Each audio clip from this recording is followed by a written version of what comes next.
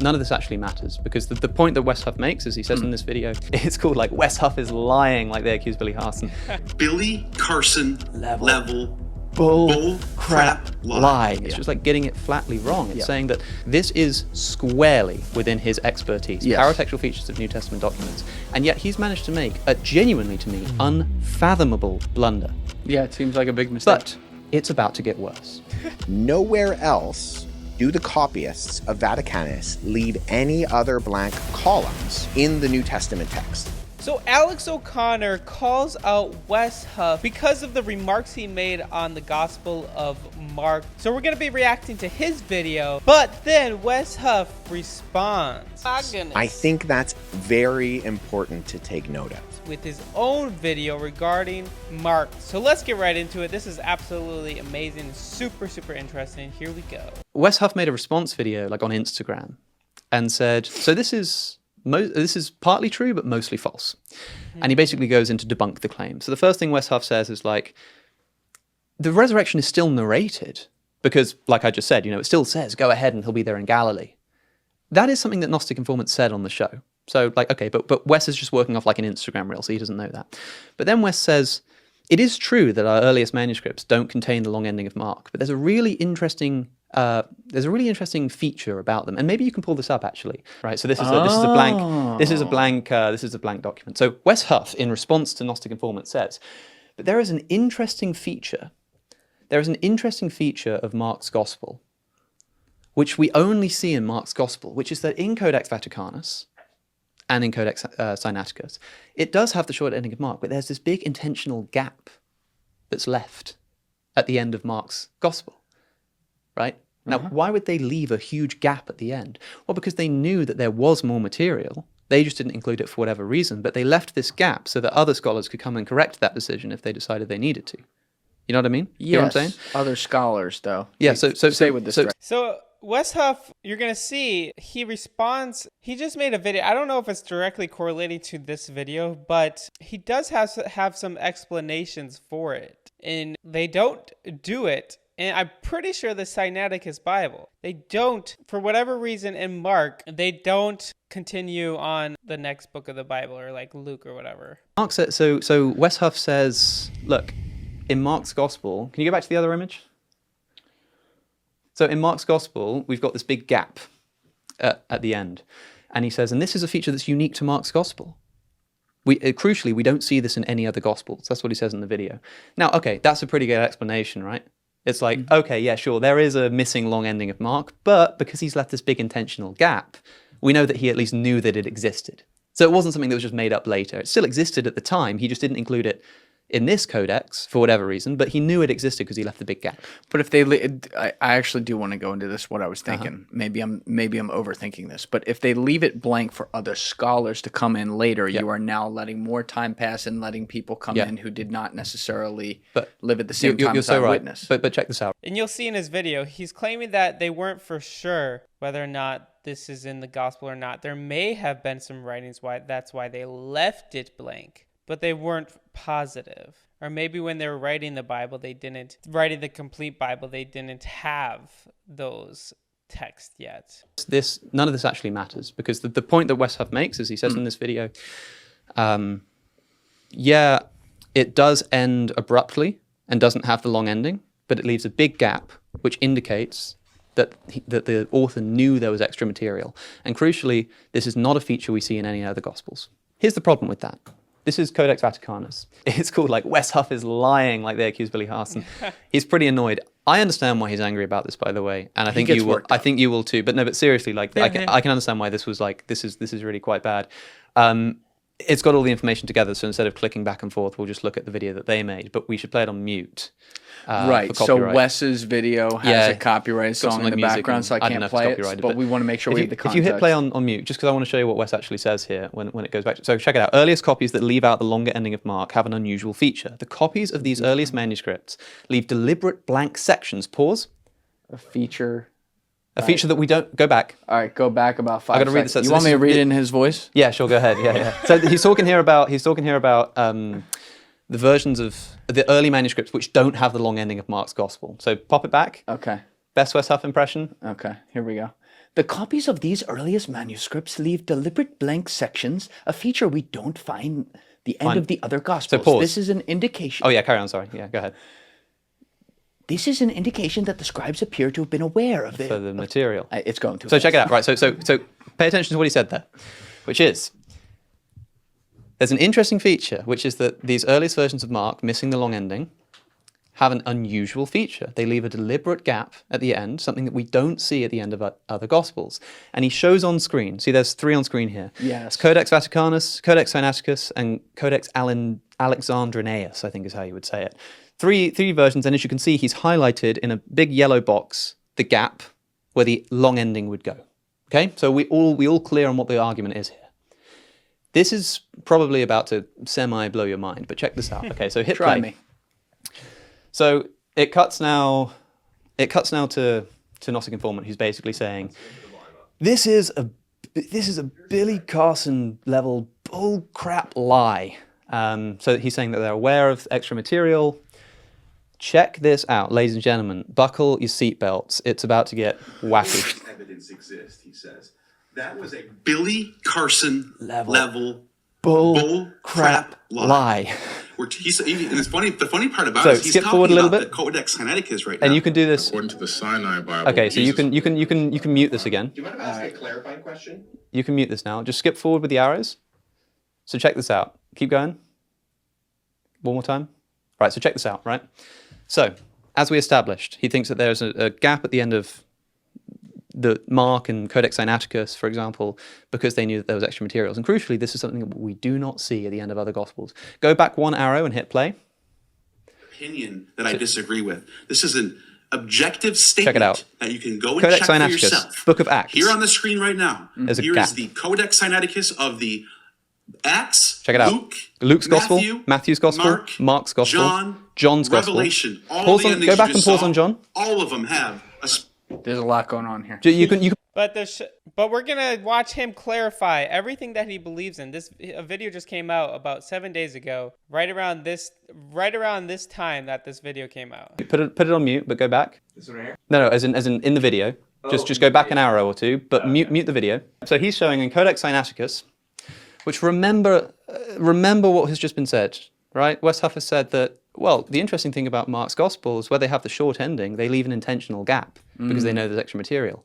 At the end of Acts, Luke, Revelation, John, look at John here, same Codex Sinaiticus. Look at that massive gap. Wow. So hold on a second. What does Wes mean when he says this is not a feature we see at the end of other Gospels? Are there supposed to be a bunch of missing material from John's Gospel and Luke's Gospel too? I don't think so. So Wes has obviously made a mistake including Codex Sinaiticus, right? Because they all leave a gap at the end.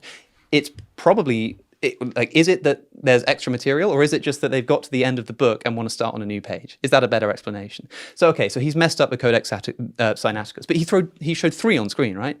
So keep playing, again on mute. So the other one was Codex Vaticanus. So this is the end of, you can skip forward a tiny little bit. Codex Vaticanus, there you go. Right there. Same thing, Corinthians, Acts, Revelation, John's Gospel, all of them, once again, have gaps at the end of them.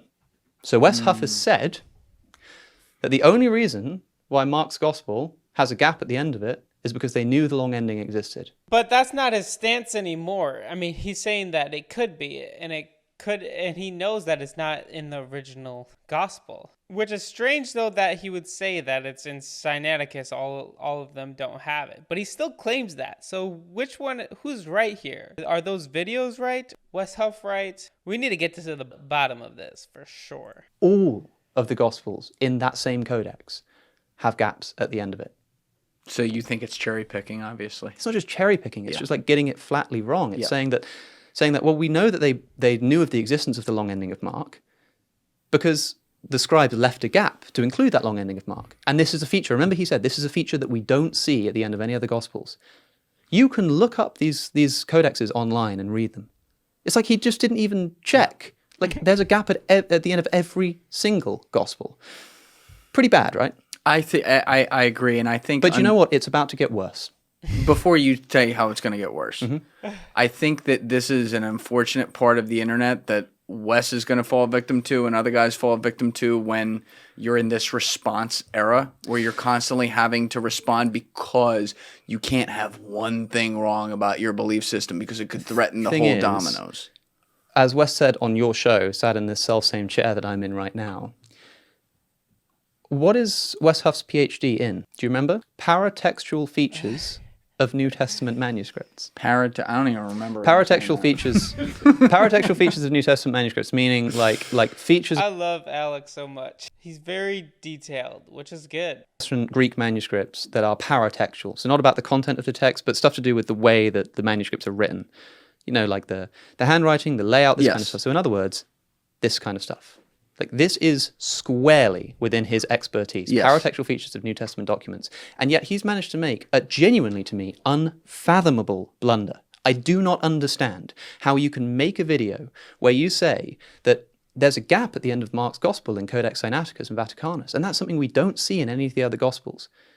If you have copies of those codexes and you can look and see that there are gaps at the end of every single one of them, I do not understand how you make that blunder. You know, Acts is not part of the Gospels, though. And I'm pretty sure he was only talking about the Gospels. I could be wrong, but he has, like I said, he has a video that we're going to react to right after this. I genuinely don't get it. Yeah, it seems like a big mistake. But it's about to get worse. How? I'll show you how. Maybe try going forward. It's like he's doing a video, and it's going to get worse. That's like what I'm supposed to say. Because I'm not sure if they show it on screen again. So pause, check it out. So this is Wes's video. Also, like, take note of the comments here, right? Like this is just another feeble and weak attempt to make the Bible seem like it's a tool. So people are coming after Gnostic Informant for this. I don't know how many views this had, but you can see it's got nearly 4,000 likes, 4,002 or 700 likes. So it must have a fair amount of views. Everyone's coming after Gnostic Informant. In the video, as you can see, Wes has shown 3 manuscripts which have the gap, and the gap is supposed to indicate that although there's a short ending, we know that there was a longer ending too. I hope you're strapped in, ladies and gentlemen, because check this out, right? So Wes has shown these on screen and helpfully added a yellow box around the gap. The bottom 2, Codex Vaticanus and Codex Sinaiticus. Yeah, they have the short ending and a gap, but so do the rest of the Gospels. The one on the top there, Codex Alexandrinus, or Alexandrinus, is from the 5th century, and look at me when I say this, has the long ending of Mark. Yeah. That codex has the long ending. The photo that is on screen right now at the top there is the long ending of Mark with a gap after it. So Wes Huff has said that yes, the earliest manuscripts only have the short ending of Mark, but they've left a gap to indicate they knew there was a long ending of Mark. Hear me out. I could be totally ignorant on this, but what if that was a complete different writing? Is the font the same size in everything that they do for every translation or copy? That's something they'll figure out. He has shown on screen a manuscript with the long ending of Mark and then highlighted a gap after the long ending of Mark in order to prove that there are only gaps when they know that there is a missing long ending of Mark. Doesn't make sense. Not only that, but even on the ones that do have the short ending of Mark, where he said, okay, well, there's a gap after those, there's also a gap after every single other gospel in those codexes. I don't know what to say. Has he addressed this?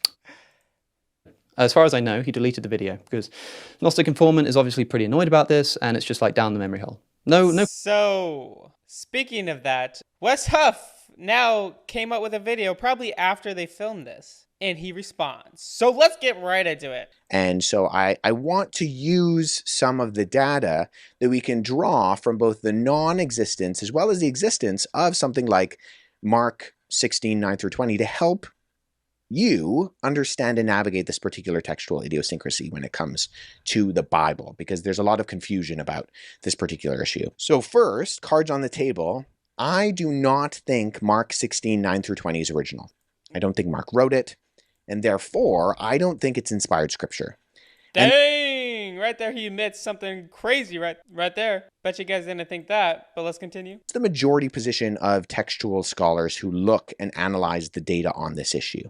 But there is debate. And so I don't want to make it sound like nobody thinks it's original. There are a few who argue for the originality of this particular passage to being original to Mark. Given that, what do we see when we look at these manuscripts? Well, Vaticanus in particular is very important in this discussion because while it does not include the longer ending of Mark, we do find something that is worth taking note of. And that's what I want to highlight for a minute here. Vaticanus is a 3-column codex.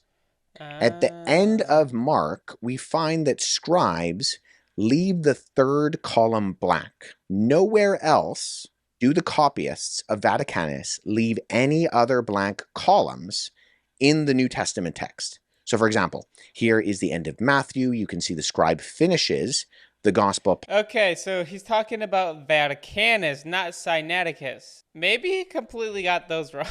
I thought he was talking about Sinaiticus, but he's talking about Vinaiticus. And he has a link to all of these digitized codex that we can check out. Way through a column and then starts the beginning of Mark's gospel at the beginning of the next column. With Luke, the scribe is able to comfortably finish the book at the end of the column and then gives the gospel notation comfortably at the end and picks up with John in the next column. John ends at the beginning of the first column, has the title notation, and then the book of Acts starts. Here is Acts, followed by the Epistle of James, and so on and so forth. Nowhere in the entirety of Vaticanus's New Testament do we ever see anything other than when the book is finished, the next book immediately starts in the following column. Blank spaces? Of course, at times, but only in the column where the book ends, right? So the rest of... That's very, very interesting. Because Alex O'Connor was calling out all of the Sinaiticus, Alexandrius, or whatever, but I don't remember him calling out Vinaiticus. That is very interesting. So Alex O'Connor maybe is getting all of this wrong. But to be fair, maybe in his other video, he said Sinaiticus. Is left blank, and then the next book is immediately started in the next column. The only place in the entirety of Codex Vaticanus' New Testament where an entire blank column is left is at the end of Mark. On top of that, if we account for the average space between the letters, the average amount of words per column, and the approximate letter size for the scribe who wrote the Gospel of Mark, and we factor all that in and fill in the gap with a reconstructed text, 16:9 through 20 and the standard title inscription for the Gospel according to Mark fits exactly in the space left at the end of Mark in Codex Vaticanus. My goodness. I think that's very important to take note of. For me personally, at minimum, I believe this points to the scribes of Vaticanus' New Testament knowing about a further reading, they themselves not believing that that reading was original, but nonetheless doing their due diligence in leaving the appropriate amount of space for a potential later scribe who maybe had more available data to point to the text's authenticity to write it in. I think that's important. Now, Woo! So he responds there. That's wild. The clear distinction is Vinaiticus, not Sinaiticus or Alexandrius. At the end of the day, he doesn't even think that's inspired. The Mark ending of chapter 16 is he doesn't even think that's inspired. So I don't know what the problem is here. we also find a space at the end of Codex Sinaiticus. However, we cannot convey the same sort of scribal anomaly that we see in Vaticanus because while Sinaiticus has a space, that space is neither unusual as it goes for other endings of other books in its New Testament text, nor does it do what Vaticanus does with leaving the completely unique blank column. But, and there is a but here, when you get into the nitty-gritty of Sinaiticus, you do actually find something going on with the ending of Mark's Gospel. Particularly, the text of Mark, chapter 15, verses 54 to chapter 16, verses 8, And then the beginning of Luke chapter 1, verses 1 to 56, are not written by the scribe of the pages before and after. And we know this based on comprehensive analysis of the handwriting by individuals who focus on that. They're called paleographers. And we can analyze this in what we call the scribal hand of the copyist. And I want you to stay with me here because I'm going to get technical for a minute. But although originally the scribe wrote at a rate of 635 letters per column, in Luke, he drastically compressed his lettering at a rate of 690 letters per column. Oh, wow. But near the end of Mark, we see the opposite being done. He expanded his letters in the first column of the third page. And because of this, the scribe would not have reached the end of verse 8 in this column. And effectively, if they had stayed with the amount of space they usually would have had, they would have had an entire column blank. So the scribe would not have reached the end of verse 8 in this column, leaving the entire next column blank. That's something that I said. I'm like, is the font bigger or smaller? Do they keep the same font when comping things?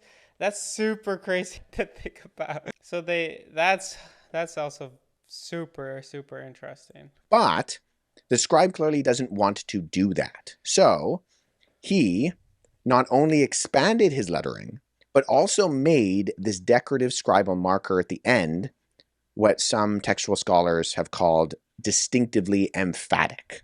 And this, I think we can see that, here's a scribal marker at the end of Matthew. It measures about 2 centimeters in length. Luke has no scribal marker at the end of his gospel in Sinaiticus. John's marker in Sinaiticus is also 2 centimeters, matching Matthew's. But Mark's is not only more decorative in style, but measures 6 centimeters in length. It's more than twice the size of the other decorative markers we find, particularly in the Gospels. So when we are looking at Sinaiticus and Vaticanus, our earliest witnesses to the ending of Mark, we see that they're missing this passage, but I also think there's ground to at least admit that both have unique idiosyncrasies when it comes to this particular passage that indicate a relatively strong argument in my mind that the scribes were aware of additional material after verse 8, and though decide not to include it for, I think, the right reasons, because I don't think it's original, they indicate that something is going on in the exemplars that they are using and that they themselves are likewise copying. And I would argue that even when we move to Codex Alexandrinus, our earliest example of it being included, that particular manuscript, though it does include Mark 16, 9 through 20, as our first witness historically to that text, we see the copyists likewise making an emphatic decorative design that both differs significantly from the ending of the other Gospels and is larger. Is this up for debate? Of course. Textual scholars go back and forth on this stuff and have, if you look at, say, the textual commentaries by individuals like Tommy Wasserman and Bruce Metzger and Philip Comfort, Brent Nongbury, all of these scholars they go back and forth on these issues. So there are consensuses on this, something like, the longer ending of Mark not being original. But even though there is debate, I think even the debate recognizes that there's something going on within the endings of these particular Gospels and something. So right there, you guys see, he's not like lying. There are some grounds for what he's saying for the Vaticanus. Markers, the things that we're looking at that I'm describing in this video, these are my bread and butter. I spend a great deal of my time throughout the week, my days, doing things like measuring spaces between words and taking note of when a scribe all of a sudden does something different. Because scribes and copyists tend to do things on purpose when it comes to these features. And reader's aids that more often than not are indicating either something the reader or something to a later scribe who is using this particular text as an exemplar to copy a later manuscript. And I would contend that based on the fact that this is my, particular area of research, that although I do not think that Mark 16, 9 through 20 was written by Mark, simultaneously, the scribes of Codex Sinaiticus, Vaticanus, and Alexandrinus are aware of something going on in the manuscript traditions leading up to the 4th and 5th centuries in the case of the end of Mark, and they're noting that. And we find these sorts of patterns in later manuscripts as well. In family F1, manuscript 205, and many others, scribes leave what are called critical marks, such as an asterisk or an obelix, which indicate that the scribe knew of the questionable nature of this particular passage, and whether they include it or don't include it, they are noting in the margins or in somewhere around the text to indicate to the reader and to subsequent copyists that something's going on here. You need to take notice. On top of that, adds an entire paragraph to the longer and before 36 to 40 Mark's Gospel. And despite the fact that I think the earliest witnesses like Sinaiticus and Vaticanus don't include it, and Alexandrinus does, and all three manuscripts in my estimation show evidence of being aware of something going on in the textual tradition of the end of Mark, I still would say it's not original. I think the internal evidence for its exclusion is strong. I think that there's a reason that the scribes in Sinaiticus and Vaticanus don't include it, albeit they're trying their due diligence, in this case, correctly, to notify later readers and copyists of something going on there. And I haven't even touched on the patristic evidence from the early Christians who appeared to be aware, or even the ones who appear to be unaware of the reading. Nonetheless, while I think the extra added on part of, the longer ending or some of these other attempts at endings, they pop up early in the manuscript tradition, maybe even as early as the 2nd century, I don't think Mark wrote it. And therefore, I don't think it's scripture. Let me add that I did do a Facebook Live almost 5 years ago where I ran through more possible reasons why. Dang. Okay, so now we're going to check out the Vaticanus digitized. I would love to know what you guys think about this, because it's all very, very interesting. Let me go back. Boom, there it is. Oh, great, you didn't even see it. There it is. We are at Mark, and you can see that is empty. Very interesting. And we can go to all the ends. Let's see if John just and Acts just have this, not like a whole page empty. Let's see here. This one has one column empty, but not like completely, like 2 columns. You know what I'm saying? Let's see. Yep, this one is completely empty. Or this one just added on. Moving on. That one just added on. Added on. Yeah. Corinthians. Wow. Very cool. Well, there you have it, guys. Let me know what you guys think in the comments below. Is Wes Huff lying? Is he trying to be deceitful? Or it's just another miscommunication? I'd love to know what you guys think. We can still have faith and trust that God is good and that He has an amazing plan and that He is who He says He is. We don't have to doubt or be worried or afraid because we know that God is good and He's real.